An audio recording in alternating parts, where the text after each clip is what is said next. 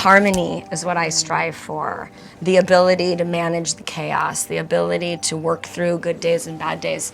And lately, I've been entertaining a concept that I actually heard from another yogi, Becca, she's amazing. And it was the possibility of marrying your strengths and weaknesses, accepting and surrendering to strengths and to strength and weakness. So if you can marry that, and they actually feel different in both hands. It's a really interesting exercise. I know you know what I'm talking about. Past, future, they all have different weights and energy. But marrying them and finding harmony and everything that exists, it's really freeing. And I love when you speak about that: freedom, surrender, harmony, energy, awakening, shifting. It's like turning a light switch on. This is why I love the practice of Qigong, because a lot of people call it coming home. It reminds you of who you really are, and you return back to the flow, the harmony of nature. And once you slow down and you tap into the Earth's magnetic field, not just rushing through life like most of us are doing. You know, and we're from the East Coast, we came up in chaos going fast as possible, right? Like we did not grow up doing this kind of stuff. No, we don't. Nobody talks about this. At all. They're still not talking about it. I just go home and people are like, I'm sorry, what language are you speaking? You know, and just real quick funny thing, my mom was visiting me when I did a breathwork session, and breathwork session here at Soul Creek happens on the earth, outside, under the trees, the voices of nature, a little bit of music, sound bowls.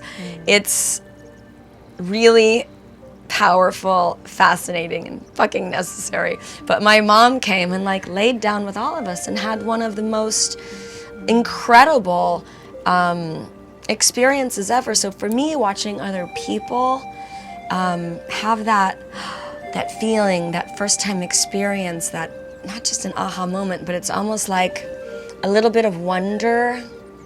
It's really beautiful to watch and to witness, and it's so necessary. Yeah, that's what this practice reconnects you with, is being in awe and wonder of everything. Because we had that when we were kids. We did. We were in awe of everything. And when we return to that state and we allow our imaginations to be our innate superpower, and we allow ourselves to be playful and lighthearted, and we just connect more with nature, we're barefoot in nature, all these things start to heal us. It's really about going back to who we were originally. Totally. Because, you know, we have all this programming on us. We have all these layers that we built up, all these defense mechanisms, the stored trauma. So you get rid of all of that, and then you find this peace, and everything within internally becomes harmonized, and then all of a sudden you start to manifest differently. You start to flow, you start to radiate differently, you start to be more magnetic. Everything shows up differently, and this is a great testament to that. Everything shows up differently. So, and maybe it's been showing up, but people haven't been listening or paying attention. I do feel like the messaging, the lessons are there. They've always been there. I really do believe that people are just not paying attention. And living with the spirit of a child is not easy, but it's like uncertainty, spontaneity, yes, being barefoot. I teach classes outside here in the grass. Like, we stopped taking our shoes off and walking in the grass. I don't know why. We stopped hugging and holding each other, especially as women. There's a sexual, sensual connotation related to it.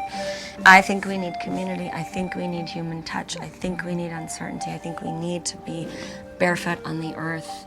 I'm really pushing intentional wellness. That for me, fitness is like a little tiny little conversation that's not that interesting anymore. It's a big part of it, heart health and all of that, energy, sweat. I could go on and on and on. But marrying breath, rhythm, movement, and energy, and finding your calm, right? Especially if you're a highly intellectual person, especially if you have some chemical things going on, especially if you're highly functional.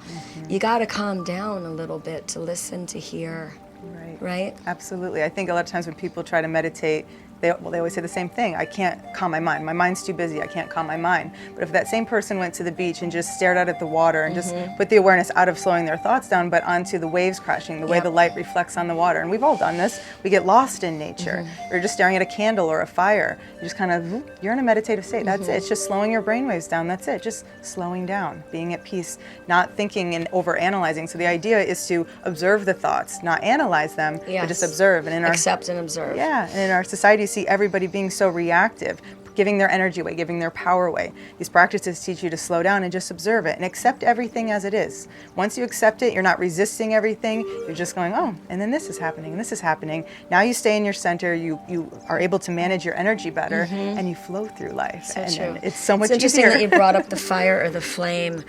Somebody taught me that early on in my transformation work, and when I guide transformation retreats, which is the work that I really love doing, sometimes it taps you, you know. It's like your life source, right? All the different people that you're giving to and guiding, children, life, love, dogs, everybody. It's a really valuable lesson. Actually, Stuart taught me that. But to replenish, and I'm really good at replenishing my spirit, my soul, giving, inputting, to just kind of recharge my batteries, looking at a fire. Super valuable. And you could sit for a candle, you could sit in front of a fire, and there's something about that dancing flame, that movement, that color. And I don't know what it is, so it's interesting. It's the focus of maybe the dance. It's a really amazing way to replenish. Epsom salt baths and watching a fire actually kind of recharges and resets your battery.